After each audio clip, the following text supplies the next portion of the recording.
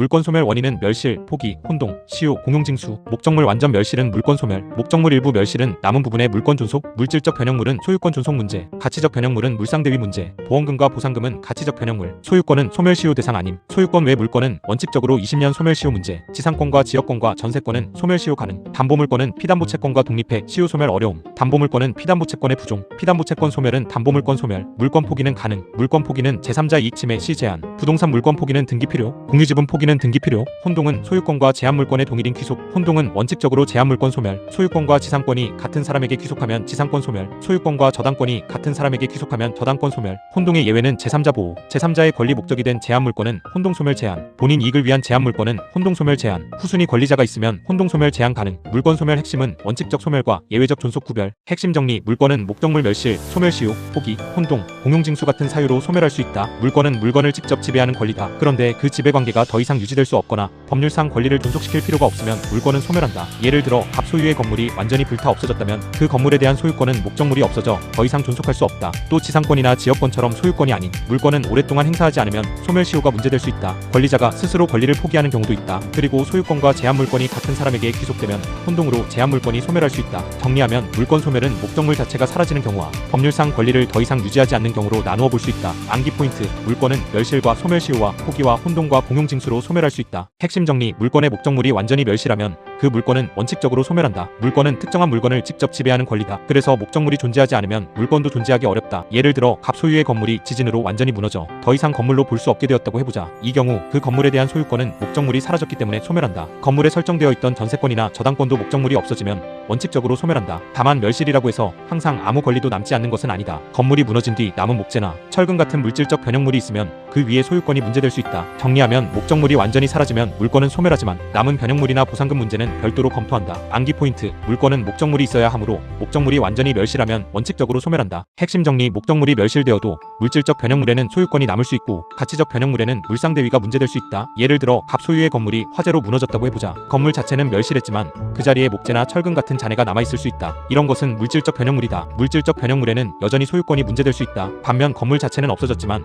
보험금이나 수용보상금처럼 돈으로 바뀐 가치가 생길 수도 있다. 이것은 가치적 변형물이다. 특히 저당권 같은 담보물권에서는 목적물이 보험금이나 보상금으로 바뀐 경우 물상대위가 문제된다. 정리하면 멸실 후에도 남은 물건에는 소유권이 돈으로 바뀐 가치에는 물상대위가 문제될 수 있다. 암기 포인트, 물질적 변형물은 남은 물건이고 가치적 변형물은 보험금이나 보상금 같은 대체가치다. 핵심 정리, 담보물권의 목적물이 금전 기타 가치로 바뀐 경우 담보권자가 그 가치에 대해 권리를 행사하는 것이 물상대위다. 예를 들어 갑이 을 소유 건물에 저당권을 가지고 있다고 해보자. 그런데 그 건물이 화재로 멸실되고 화재보험금이 발생했다. 이 경우 갑의 저당권은 건물이 없어졌으니 완전히 의미가 없어질까? 담보물권은 목적물의 교환 가치를 지배하는 권리다. 그래서 목적물이 보험금이나 보상금으로 바뀐 경우 담보권자가 그 돈에 대해 권리를 행사할 수 있는지가 문제된다. 이것이 물상대위다. 다만 물상대위를 하려면 법이 정한 요건과 절차를 갖추어야 한다. 정리하면 물상대위는 담보 목적물이 다른 가치로 바뀌었을 때 담보권의 효력을 그 가치 위에 미치게 하는 제도다. 암기 포인트, 물상대위는 물건이 보험금이나 보상금으로 바뀐 경우 담보권이 그 가치에 따라가는 것이다. 핵심 정리, 소유권은 소멸시효에 걸리지 않지만 소유권 외의 물권은 원칙적으로 20년의 소멸시효에 걸릴 수 있다. 소유권은 물건을 전면적으로 지배하는 권리다. 그래서 소유권 자체는 소멸시효로 사라지지 않는다. 하지만 소유권 외의 물권은 다르다. 민법은 소유권 이외의 재산권은 20년간 행사하지 않으면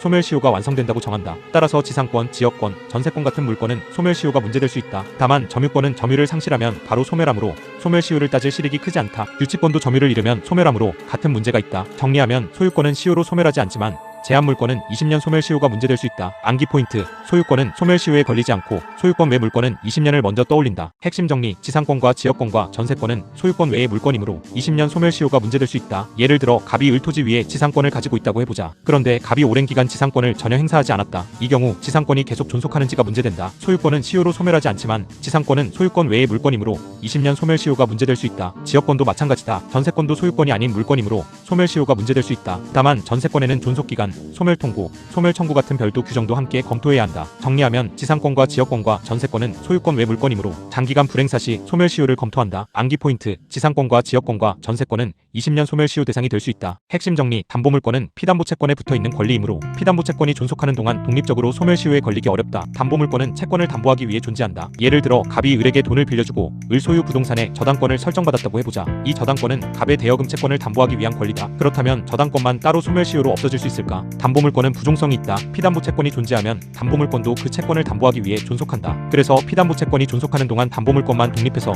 시효 소멸한다고 보기는 어렵다. 오히려 피담보 채권이 변제나 시효 완성 등으로 소멸하면 부종성에 따라 담보물권도 소멸한다. 정리하면 담보물권은 피담보 채권과 운명을 같이 하므로 독립적인 소멸 시효보다는 피담보 채권 소멸을 먼저 본다. 암기 포인트: 담보물권은 피담보 채권이 살아있으면 함께 존속하고 피담보 채권이 소멸하면 함께 소멸한다. 핵심 정리: 물권자는 원칙적으로 자신의 물권을 포기할 수 있지만 그 포기로 타인의 이익을 해치면 제한될 수 있다. 권리자는 자기 권리를 포기할 수 있다. 물권도 마찬가지다. 예를 들어 갑이 자기 토지에 대한 지상권을 가지고 있다면 갑은 원칙적으로 그 지상권을 포기할 수 있다. 하지만 물권 포기가 언제나 자유로운 것은 아니다. 그 물권 위에 제3자의 권리가 설정되어 있으면 문제가 된다. 예를 들어 갑의 전세권 위에 병의 저당권이 설정되어 있다고 해보자. 갑이 전세권을 마음대로 포기하면 병의 저당권이 위험해질 수 있다. 그래서 타인의 이익을 해치는 포기는 제한된다. 정리하면 물권 포기는 원칙적으로 가능하지만 제3자의 권리를 해치면 동의가 필요할 수 있다. 암기 포인트: 물권 포기는 자유가 원칙이지만 타인의 이익을 해치면 제한된다. 핵심 정리: 공유지분 포기는 법률행위이므로 부동산 공유지분을 포기하려면 등기를 해야 효력이 생긴다. 예를 들어 갑과 을이 토지를 공유하고 있다고 해보자. 갑이 자기 공유지분을 포기하고 싶다고 말했다. 이 말만으로 갑의 공유지분이 곧바로 사라질까? 부동산에 관한 물권 변동은 법률행위에 의한 경우 등기가 필요하다. 공유지분 포기는 권리자의 의사표시에 따른 법률행위다. 따라서 부동산 공유지분을 포기하려면 등기를 해야 물권 변동의 효력이 생긴다. 등기 없이 단순히 포기 의사를 표시한 것만으로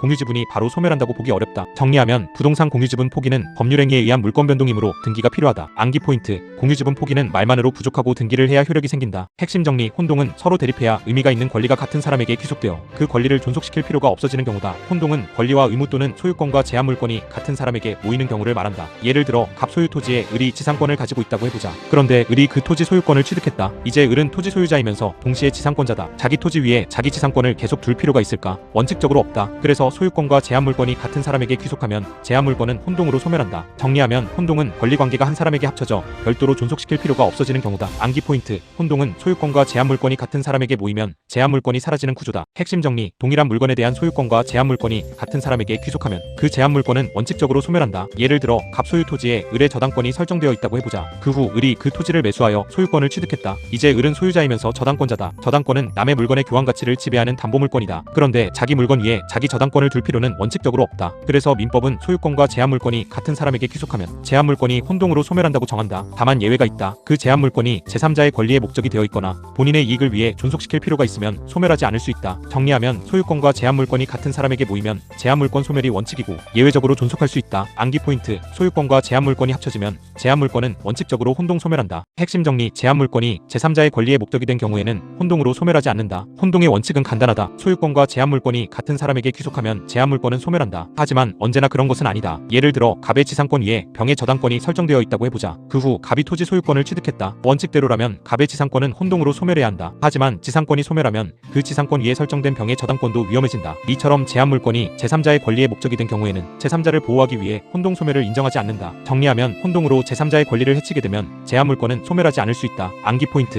혼동의 예외는 제3자의 권리 보호를 위해 인정된다. 핵심 정리: 혼동할 제한물권이 제3자의 권리 목적이 되어 있으면 그 제한물권은 소멸하지 않는다. 예를 들어 갑이 을 토지 위에 지상권을 가지고 있고 병이 그 지상권 위에 저당권을 가지고 있다고 해보자. 그런데 갑이 을의 토지를 매수해서 소유자가 되었다. 이제 갑의 지상권은 자기 토지 위에 권리가 되었다. 원칙적으로는 혼동으로 소멸해야 한다. 하지만 그렇게 되면 병의 저당권도 함께 위험해진다. 병은 갑의 지상권을 담보로 잡았기 때문이다. 그래서 민법은 그 제한물권이 제3자의 권리, 목적이 된 때에는 혼동으로 소멸하지 않는다고 정한다. 정리하면 제3자가 그 권리를 믿고 권리를 취득했다면 혼동 소멸을 제한한다. 암기 포인트: 제한물권 위에 제3자의 권리가 있으면 혼동으로 없애지 않는다. 핵심 정리: 제한물권을 혼동으로 소멸시키면 권리자 본인에게 불이익한 경우에는 그 제한물권이 존속할 수 있다. 혼동은 권리를 따로 존속시킬 필요가 없을 때 인정된다. 그런데 어떤 경우에는 같은 사람에게 권리가 모였더라도 제한물권을 없애면 오히려 손해가 생긴다. 예를 들어 갑이 부동산의 후순위 저당권을 가지고 있었고 그 후 그 부동산 소유권을 취득했다고 해보자. 그런데 갑의 후순위 저당권보다 뒤에 다른 권리자들이 있다. 만약 갑의 저당권을 혼동으로 소멸시키면 뒤에 권리자들이 순위상 이익을 얻게 되고 갑은 손해를 볼 수 있다. 이런 경우에는 본인의 이익을 위해 저당권을 존속시킬 필요가 있다. 판례도 본인의 이익을 위해 필요한 경우에는